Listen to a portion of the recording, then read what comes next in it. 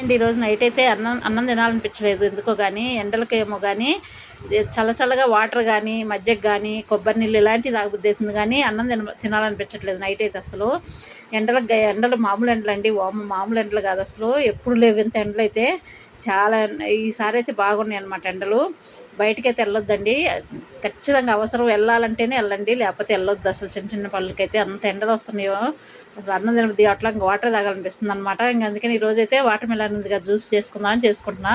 మా వారి పిల్లలు అయితే అన్నం తినేశారు, నాకైతే తినాలనిపించలేదని నేను ఒక్కదాన్ని జ్యూస్ చేసుకుంటున్నాను అనమాట.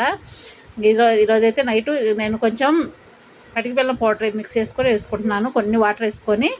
ఇది లాస్ట్ అయ్యి ఉంటుంది, లాస్ట్ అండి వాటర్ మిలన్ అయితే. ఇంక నెక్స్ట్ నుంచి అయితే మామిడి పళ్ళు ఉంటాయి. ఇంకా సమ్మర్ ఈ నెలలో అయితే అందరి ఇళ్ళలో అయితే మామిడి పళ్ళు ఉంటాయి ఎక్కువ శాతం అయితే. ఇదే లాస్ట్ జ్యూస్ అనమాట మాకైతే, నాకు తెలిసి. నైట్ అయితే వాటర్ మిలన్ జ్యూస్ తోటి తాగేశాను.